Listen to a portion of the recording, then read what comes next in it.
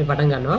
ඊළඟට අපි යන්න හදන්නේ නිකන් අර මේ ඔය ගමේ ඉන්න හැටි දැඩි අයියා සිකාරයෝ වගේ තියෙන රෞද්‍ර පැත්තකට. ඒ කියන්නේ කණවතෝගේ පපුව පලාගෙන. තව කියනව මොනවද? කණව කැවුතු. එහෙමත් කියනවනේ. මම කියන්නේ මේ තරහට කියනව නෙමෙයි හොඳේ. මේ උදාහරණය පැහැදිලි කරන්න කියන්නේ. මේකෙත් තියෙන මොකද්ද? ලය පලා මස් ගනුම් හයි. ඔගේ හදවත පලලා මස් ගන්න එළියට කියලා ඉවර වෙලා වජ්‍රායුධ ගෙන දිව්වා. බඩ පලා අතුණු පාම් හයි ත්‍රිශූලගෙන දිව්වා. බඩ පලනතුගේ බඩේ බොකු බඩවැල් එළියට ගන්නවා. කියලා ඉවර වෙලා මොකද්ද දුවලා තියෙන්නේ? ත්‍රිශූලය අරගෙන දුවලා තියෙන්නේ. තව කිසි කෙනෙකුන් බඩපලා අතුණුගෙන කර සාරමින් දෝතින් ලේබුමින් ඔගේ බඩ පපුව කැවතු පලලිවරල් ලේ බොනෝ දෝතින් අරගෙන දැන් බය වෙන්න එපා හොඳේ පොඩි ළමයි එහෙම ඉන්නවනේ මේ කියලා දැන් ඕක අහද්දි මොකද්ද හිතෙන්නේ අනේ අපේ සර් එන අහිංසකයි එහෙම හිතනවද ආයේෂ එහෙම හිතනවද මොකක්ද සාමාන්‍යයෙන් ඔහම කියද්දි ඔහම අහද්දි හිතෙන්නේ කියමු බලන්න අනේ එන අහිංසකයා එහෙම හිතනද දැන් මේ වගේ කතා කරද්දි ඔබ එහෙම කියලා කියන්නේ ඕක මනුෂ්‍යයනි කියන බලන්න මොකක්ද හිතෙන්නේ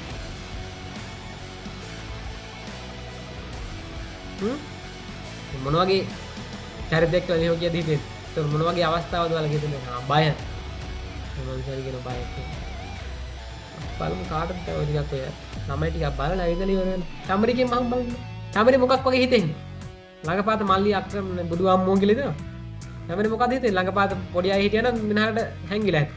ලක්ෂි. එහෙම කියද්දි මොනවද හිතෙන්නේ? සාන්ත රසයක් දෙන්න. මොන වගේ රසයක්ද කියන්නේ? මොන රසයක්වත් නැහැ සර්. දමල ගහලා දුවන්න හිතෙන්නේ එහෙම.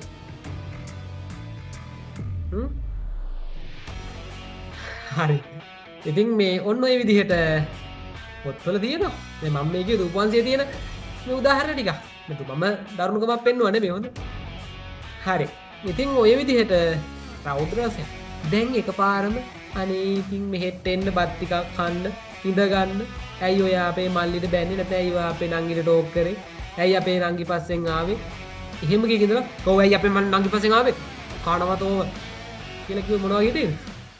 ආර වගේ සාන්ත රසයක් ගිහිල්ලා ඉවර වෙලා එකපාරම රෞද්‍ර රසයක් ආවට පස්සේ අර ගීප් මිනිහ එකපාරම පුදුම වෙලා ඉවර වෙලා මෙන්න අරකට අවධානය යොමු කරනවා. ඒක තමයි කතුවරට අවශ්‍ය වෙච්ච රස ජනිත කරන්න අවශ්‍ය වෙච්ච රසය. ඉතින් තුප්පවංශය තුල පාලි තුප්පවංශයට ගැති වෙන්නේ නැතුව කතුවරයා ස්වාධීනව නිති රසය මතු කරලා තියෙනවා. ඉස්කෝලේ යන වෙලාවට බස් ස්ටෑන්ඩ් එකට එහෙම ගියොත් ඔන්න ඔය රෞද්‍ර රසය එහෙම හොඳට ගන්න පුළුවන් විඳින්න එහෙම පුළුවන්. දෝනිලා වෙන්නේ සුදු අපච්චිලා ටික කොහමද චන්නිකන් දාන්නේ කියලා ඉවරයි. හොඳට බලා ගන්න පුළුවන්. හරි එතකොට අයියලා ඇවිල්ලා කොහොමද උඹ මොකද මේ මගේ කෙල්ලට නම්බර් දුන්නේ එහෙම කියලා. හොඳ රෞද්‍ර රස බලා ගන්න පුළුවන්. එතකොට ආලෝක යක්ෂ කතා මේකේ නෑ ඒව හොඳේ.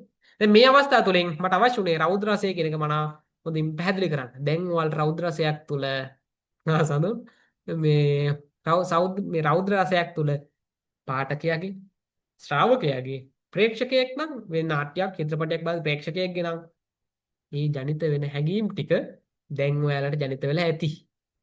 නූනිකන් අර එන අහිංසක ස්ටේටස් දාලා හිටියද යකෝ මේක කට කියලා හිතෙන්නේ නැත්නම් ඇති දැන් අදින් පස්සේ. අදින් පස්සේ අහිංසකයි කියලා ස්ටේටස් එකක් දාන්න වෙන්නේ නැහැ. හරි. කොහොම නමුත් දැන් ඔයාලට රෞද්‍ර රසය කියන එක පැහැදිලිලා තියෙන්න ඕනේ. හොඳේ. හරි. තේරුණාද දැන් රෞද්‍ර රසය කියන එක?